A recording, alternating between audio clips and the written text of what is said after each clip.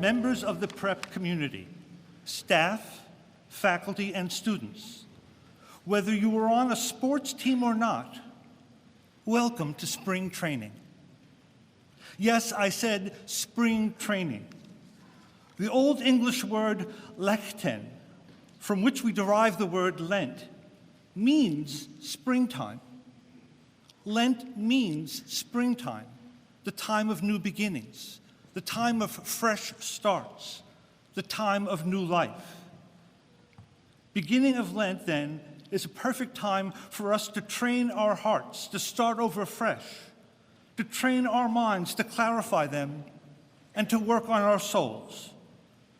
Just as many of you are dedicated to going to lift every day to strengthen your bodies, now is the time to strengthen your souls. Our readings explain what exercises we have to perform if we are to do that: prayer, almsgiving, and fasting.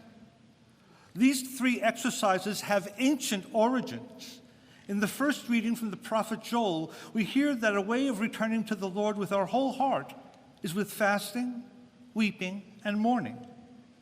For the time being, we can put aside weeping and mourning and focus on fasting. Those of you who are wrestlers know what fasting is about as you prepare yourselves to make weight. It is not pleasant. I've seen it. But you want to win your match, so you do it. If it works for wrestlers, it might work for the rest of us as well. Fasting, refraining from something, in this example, food, does many things, one of which is helping us to focus. We focus on the blessing of food in our lives, which we often take for granted. And in doing so, we become aware of that feeling of hunger, that feeling of want, that feeling of desire, that many people in the world, when we feel hunger, we know they too feel hunger. They suffer from it daily. Feeling this, being aware of what's going on in their lives, we lead us to prayer for those who are hungry and action on their behalf through almsgiving. Notice the three are interconnected: prayer, almsgiving, and fasting.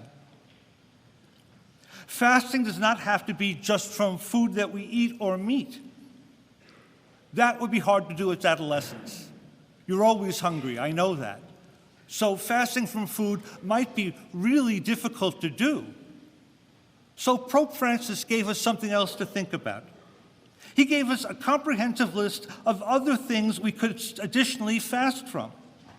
To mention just a few: fast from hurting words and say kind words. Hurting words that we don't even think we're saying. They just spill out of our mouth and hurt someone. We may mean it, which would be awful, or we may not be aware of it. But we're called to say kind things to one another, to build one another up. Another, fast from anger and be filled with patience. Those of you who drive, keep your hand off the horn. Patience with the one in front of you. Patience with yourself as you work hard and get frustrated, especially in calculus. Patience with yourself when you're dealing with your younger brothers and sisters. They love you, but they get under your skin. Don't get angry at them. Fast from that anger and be patient in place. Pope Francis also says we should fast from selfishness and be compassionate with one another. It's not always about me, it's about the other person. And now we're praying for the people in Bethel and Los Angeles and Quito. It's not about us, it's about them right now, that we may help them with all that we do. Fast from worries and put your trust in God. You've done the work, trust in God. You've prepared for the game, trust that you will do your best. You've prepared for the test, trust that you will do your best with God's help. Fast from all bitterness and fill your heart with joy. Going through Lent isn't a time for moping. It's a time for joy in getting ready for the resurrection, not Good Friday. Lent is about Easter and getting ready there, rather than just focusing on the death, but focusing on the resurrection. These exercises you can practice daily to strengthen your heart and soul. And they do not have to be practiced only during Lent. They can be practiced throughout the year.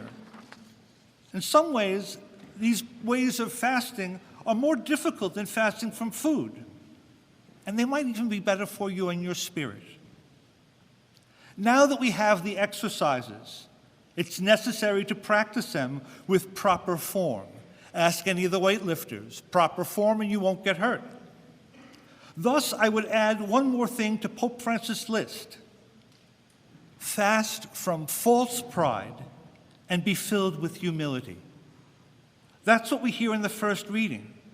If we do our fasting, our prayer, and our almsgiving and don't make a big deal of it or put on a show, if we do them properly, no one will notice. And that's a good thing. Because what it means is we're doing them out of who we are and not making a big show of it. They could become part of who we are and all that we do. We hear the Jesuit phrase, men and women for others, and we use it a lot around prep.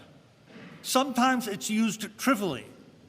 It's like, oh, I'll open the door for you. Look at me, I'm a man for others. But more often than not, you do it with real meaning. You understand what the term means. And that's what the mission drive is about, being men and women for others. That's what Lent is about, being a person for others, being focused on them. If we practice our Lenten exercises, being a man or woman for others becomes second nature. Now, while fasting and almsgiving may be the easiest of exercises to practice, almsgiving and fasting, pretty easy. We give up food, we give away money. That's easy. Take it out of your pocket and drop it in the box. Put the food aside and don't eat as much as you normally do. Easy things to do. Any of us can do them. But the hardest one to do is prayer. Prayer, fasting, and almsgiving. The hardest exercise is that of prayer. Jesus understood this. And directly after the passage we read in this gospel, exactly after he told them all of these things, he taught them how to pray. He taught them the Our Father. He teaches his disciples how to pray and gives them the prayer that we all know. This is often the first prayer we learn as a child, and we say it throughout our lives, constantly, at every gathering. The only danger is we're saying it so often we can forget the depth of its meaning. I suggest an exercise to you during Lent. Say the Our Father slowly. Don't rattle it off. Think about what it means. You might even try saying it one word at a time. Take one day and one word. Think about what it means. For example, hour. Hour. Who taught us this? Jesus did. He taught us hour, which the first thing tells us, hour is Jesus and me. Jesus and the disciples. Jesus and each of you. He defines his hour as all of you. All of you together. All of you in love with God and helping one another. That's our hour. The word means we are brothers and sisters. Who else can we include in our hour?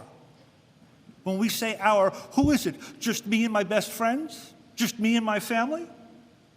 Does our hour become more inclusive? Does it include people of different colors and creeds? Does it include the marginalized, the poor, the stranger, and the migrant? Does our hour include all of those people that are forgotten, the ones that live on the street? Do we see them as someone connected to us?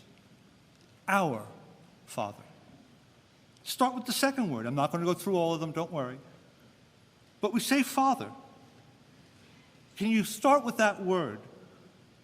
Whether it's you have a good relationship or a poor relationship with your own father, what are the ideal qualities of a father that you want, and how does God pour them into your life? I think you get the idea.